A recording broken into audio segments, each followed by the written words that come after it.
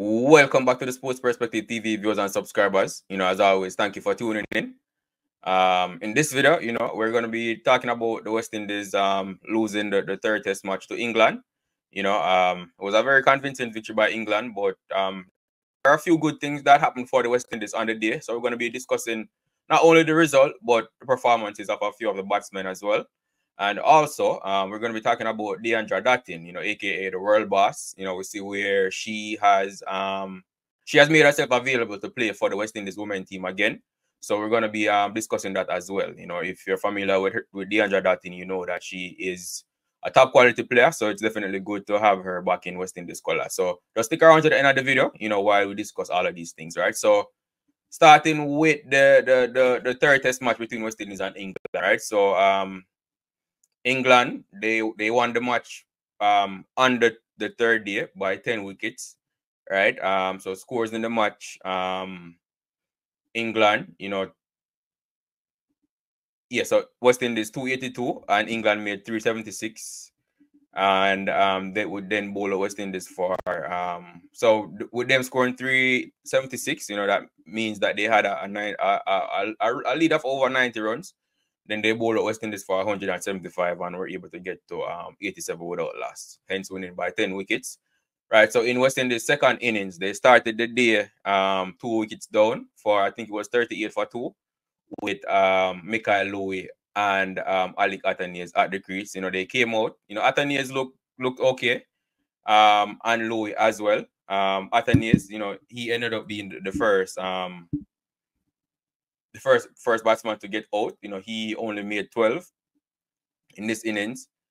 But Louis, I must say, he's looked.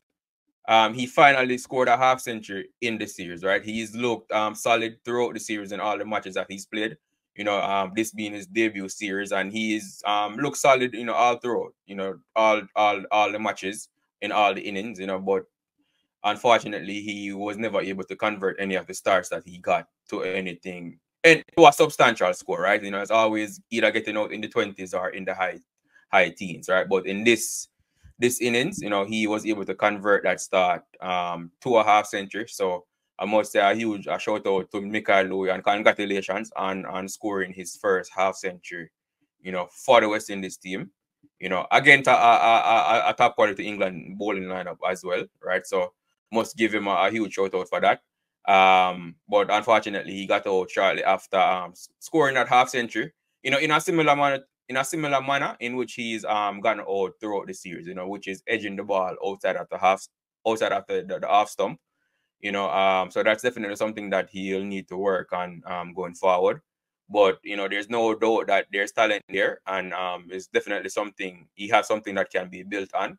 And seems as if he can provide a bit of stability in the West Indies batting lineup at the top of the order, alongside Kraig, because I do think Kraig Brathwaite will remain as an opener in the West Indies team as well. So a huge shout out to Mikhail Louis. Also getting a half century in the innings was Kavem Hodge. This is his second score above 50 in the series, coming off the back of his century in the second test match. So Kavem Hodge also scored a half century.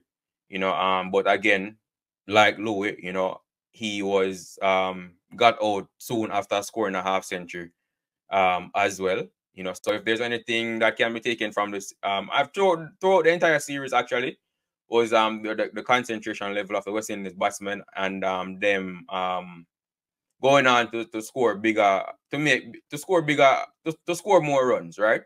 It seems as if I don't know if I can say they get comfortable after scoring a half century, or it's just a lack of concentration, but they seem to get out shortly after getting to the half century milestone, with only Athanaze, Dasilva got into the 80s, and of course Hodge got that century. But other than that, most of the batsmen have either gotten out in shortly after getting the half century, including Kraig Brathwaite, right? So that's something for them to work on. Then Jason Holder, he didn't contribute much in this one.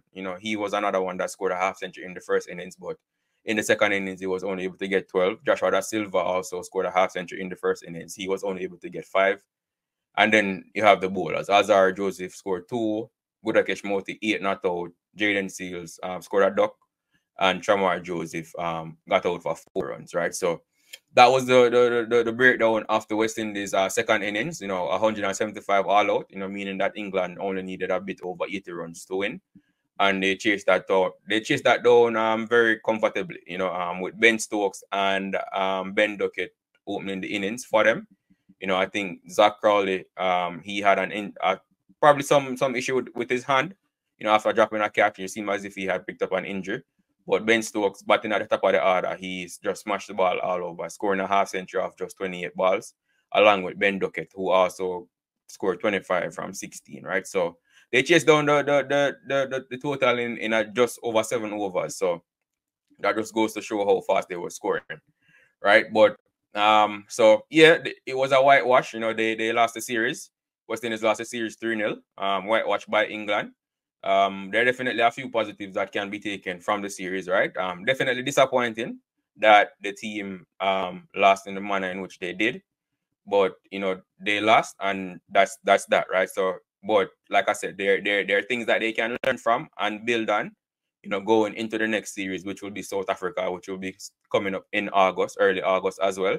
And even Captain Kraig Brathwaite said it, they just have to take this and move forward and, get stronger mentally and build on the positive things that they did in this England series, right?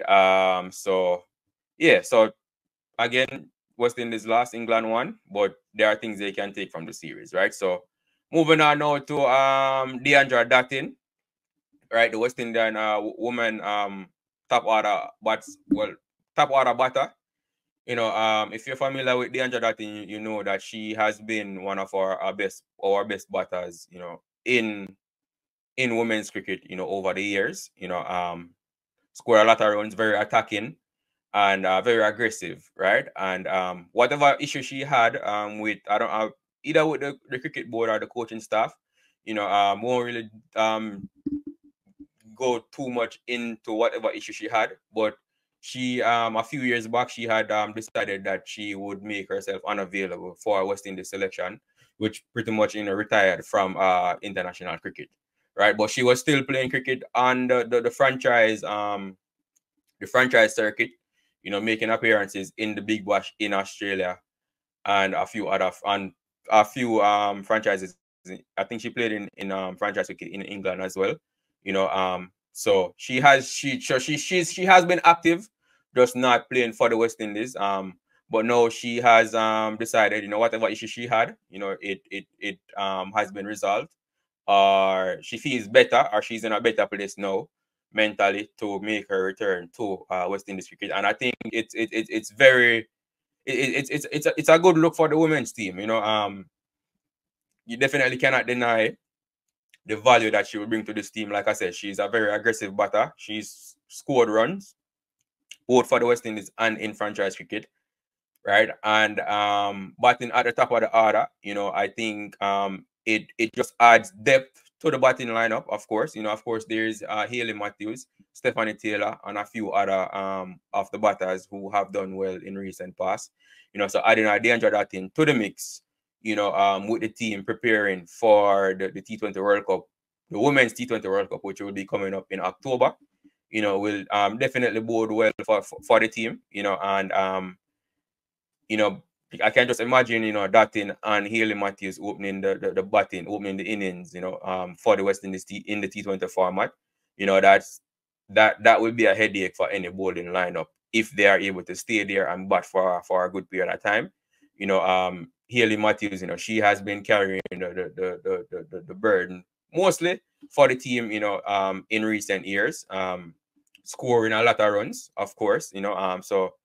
But there has been matches where she did not score, and usually the team loses those matches. There have been a few matches which they've been able to win, when Hayley Matthews doesn't score. But not more often than not, they lose when Hayley Matthews tend to not score. So having a Deandra Dottin now in the lineup, like I said, will definitely be helpful, right? So no, it takes a bit of pressure off Hayley Matthews, even though we still expect her to score.